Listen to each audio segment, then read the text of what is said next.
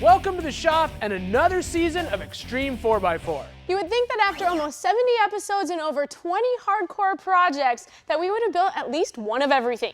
But you guys know better than that, and according to your emails, there are tons of project ideas that we haven't even touched on yet. Like this K-Series pickup that's going to get built as, can you guess it, a stock mod mud racer that's going to hit the slop hard. Now, we picked up this truck honestly pretty cheap because, well, it's ugly. But as you guys know when you're shopping for project trucks, it's not how it looks on the outside, it's what's underneath that counts. And under the hood and between the frame rails of this truck is an off-roader's dream. We're talking an NV 4500 transmission, a Dana 60 out back, and a Dana 44 up front. This truck has it where it counts when it comes to the drivetrain department. Now, under the hood of this truck is a 400 cubic inch small block V8. Now, the plan here is simple. We're going to pull this motor out, completely rebuild it. While we're at it, we'll throw a stroker crank in it to build some serious cubic inches and some monster power.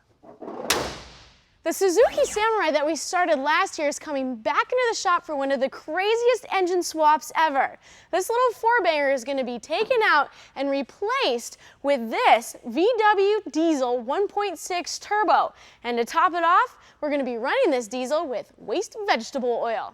And at the complete opposite end of the spectrum, our core Pro 2 race truck will be back into the shop and completely finished up this year. Right now, it's just sitting underneath our mezzanine. We're building all the tubing to help support the fiberglass body, getting this truck one step closer to the track. We already have so many projects in for this year that we couldn't even fit them into the shop. And this little Nissan Pathfinder we picked up for a steal. Now the engine's shot, but we can go ahead and fix this. And this truck is going to get put together with some serious axles that maybe some of you have never even seen. Can you say portals? But today, we're not going to be working on any of those trucks. We're going to be starting a brand new project, and it begins with this old beat-up Chevy S10 that we're going to turn into a hardcore rock-crawling Truggy. Basically half truck and half buggy. Now, this is not a new idea, and a lot of you guys often ask where project ideas come from. Well, this one came right out of the pages of Crawl magazine. When we were flipping through and saw that monster, we knew we had to build one of our own. Oh, and not only does this monster look like it'll eat you alive, but once you start reading into it, it probably could eat you alive.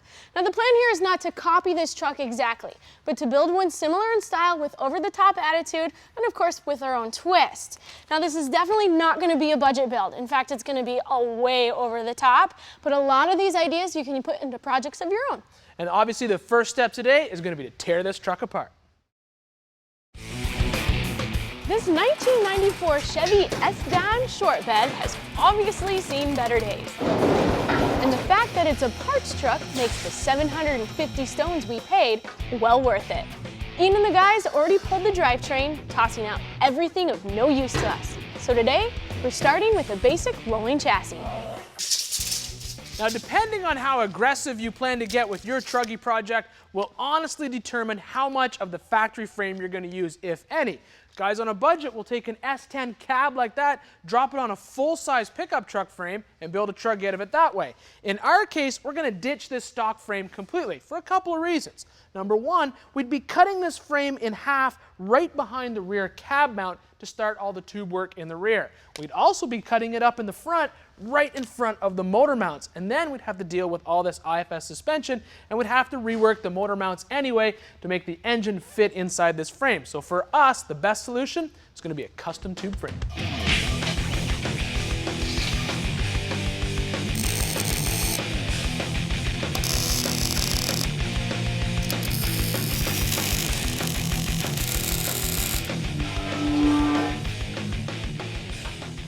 The 2x3 3/16" wall rectangular tubing makes for a great set of frame rails for a project like this. Just the sheer thickness of the material assures that this truck is going to be built on a good, strong foundation.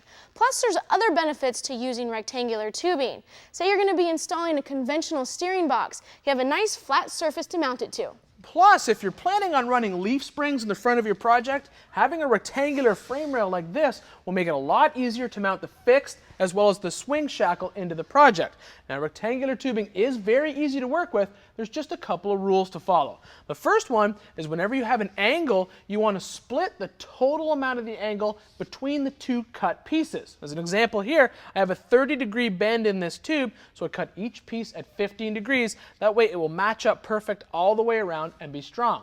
But it's not strong enough just to leave it alone. You need to install a fish plate to carry the load across the joint, and that way it'll distribute the load further on the tubing itself. Now, another place for a fish plate is going to be on the 90-degree corner at the front, and it'll carry the load across the two pieces, making this frame extra strong.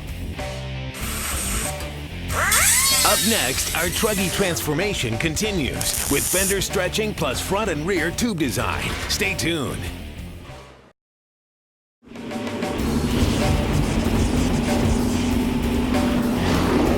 Welcome back to Xtreme 4x4 and the beginning of our S10 Truggy project. Now, so far we've completely gutted this truck, throwing away everything that we don't want to use, basically just keeping the cab and the front clip. And now that the beginnings of our custom tube frame is underneath the body on some jack stands, we can work on some body mounts. Our frame is 30 inches wide. And to keep things simple, the body mounts are going to be made from an 1/8-inch plate using our Scotchman ironwork. The rear mounts will get some bracing. And of course, what would a high-end finish be without flared holes? For now, we will reuse the original body isolators, but we will swap these out later for new ones. In this case, we want our project to continue to look like the original S10 on the outside. So we're going to be reusing the grille, the fenders, the bedside, and then we're going to install a brand new fiberglass hood from Summit. But all of these pieces need some serious massaging to fit. Now, the only thing that we didn't like about our inspirational truck is that the rear tire and the wheel well and the front tire and the wheel well, the distances, they do not match. Now, there's a reason for that. This truck has got rock wells underneath it, and so will ours. And the rock well needs to hang way out the front end of the truck so the reduction housing doesn't get into the oil pan. Now, we're going to solve this problem by doing a front end stretch on our S10 fenders. Now, this is not an easy job, but in the end, it'll be well worth it.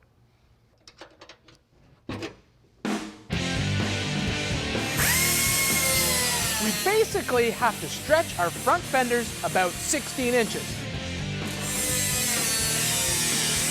Now, this can be tricky, but believe me, if I can do this, anyone can. Now, this tool right here, it's a flanging tool. Basically what it does is it creates this lower level on the sheet metal panel. That way when I put the new one on it to butt weld it, I'll actually end up with a lower area that needs fill. This makes it a little bit easier, one less step in the process. Once the new wheel well is set, a filler panel is cut from the rear bedside.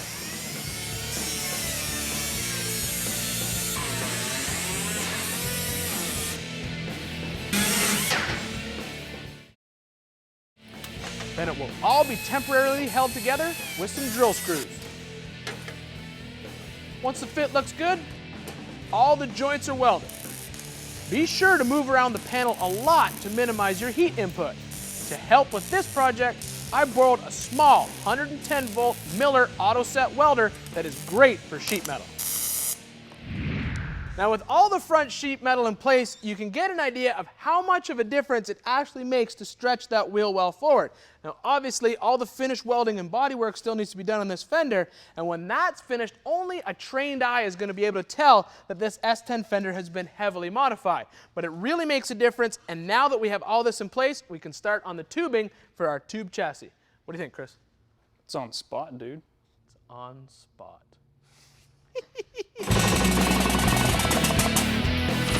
All the tubing we're using in this project is 1 5/8 120 wall DOM. Now, the rear is basically to support the suspension as well as the fuel cell.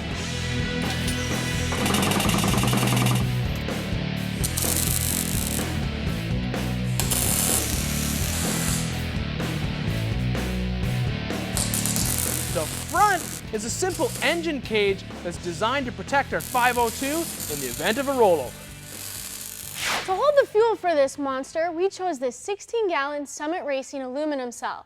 It's been fully pressure tested for leaks, has Dash 8 feed and return lines, a rollover vent, plus we opted for the 0 to 90 ohm fuel sender already installed.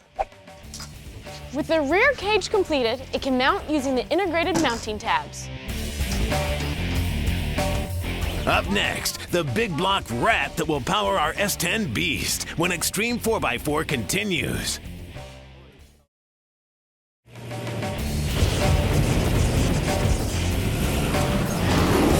Hey guys, welcome back to Xtreme 4x4 in our S10 Truggy build. So far that truck has undergone a huge transformation since it's first come into the shop.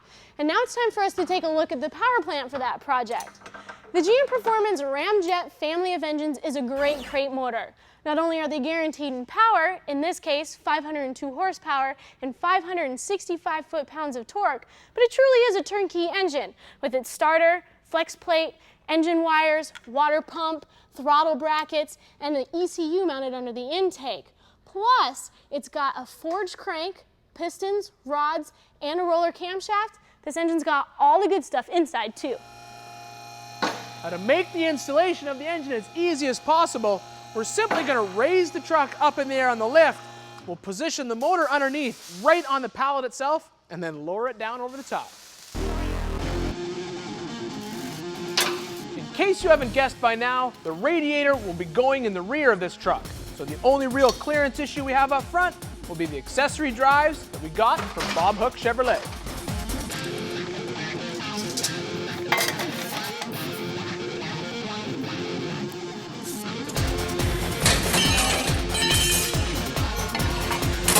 Using some 3/16 plate, we'll shear and punch an engine side mount plate.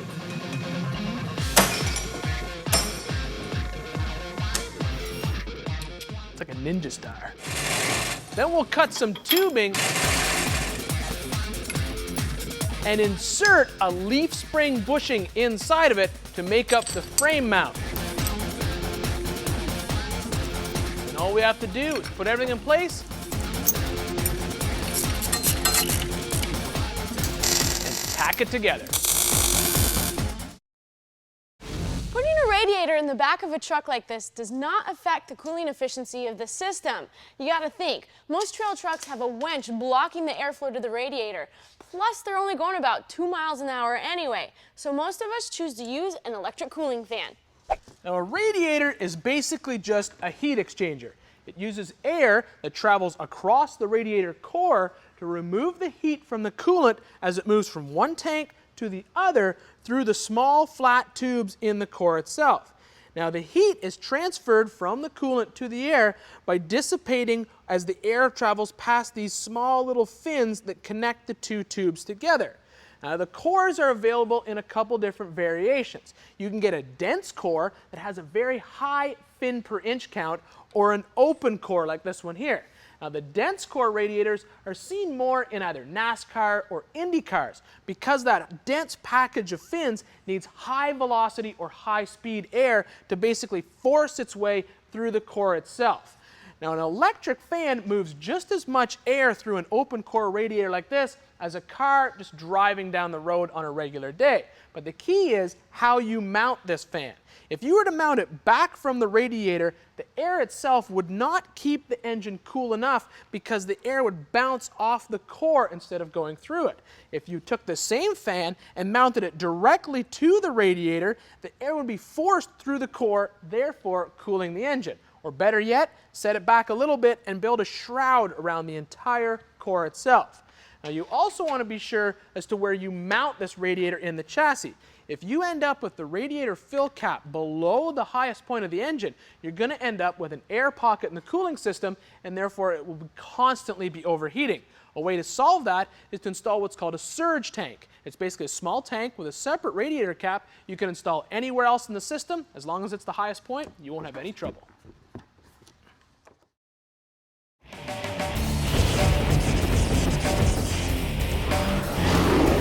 We're back on Xtreme, and as you can see, our S10 has undergone a huge transformation.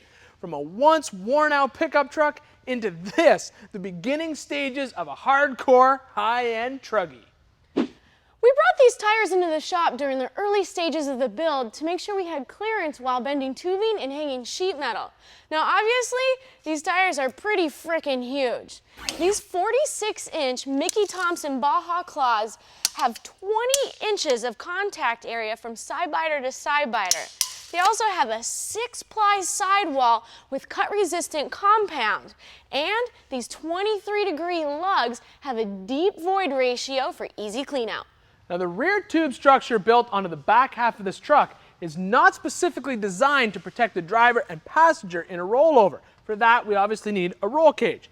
But instead of building an exo cage on the outside of this cab, we're going to punch through and put a full roll cage inside the truck. But to do that, we need to make room first, so we gotta get rid of all this stuff.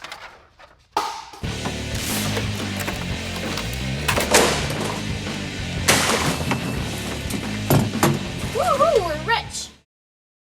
Now this is where we've run into a problem that a lot of you guys at home might have whenever you're trying to get a cage from the inside of a truck to the outside. And we still want to make this cab removable from the chassis itself so we can actually do the bodywork on the truck as well as have the chassis powder coated or painted. So that means we have to use a plate system to attach it. Now it's not that big of a deal, there's just a couple of rules to follow when you do it.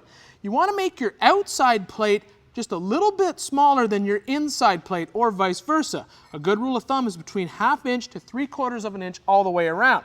The reason for that is as the load is transferred, if the plates are different sizes, they won't act like a metal shear. If they were the same size, that vibration over time would just basically cause the sheet metal around it to fail. Now it wouldn't make it any weaker, but it certainly wouldn't do much for the paint job itself. Now the only problem we have here is where we want to put the plate, there's a concave bend inside this truck. So we're going to have to go ahead and make that plate fit that bend.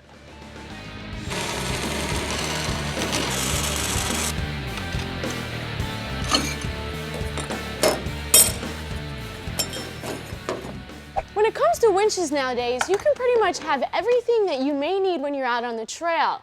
This Warn Powerplant HD is not only a 12,000-pound, 3-stage planetary winch with 80 feet of 3/8-inch cable, but it's also a 100% duty cycle air compressor that puts out about 100 PSI. That's enough to air up your tires or even use air tools out on the trail.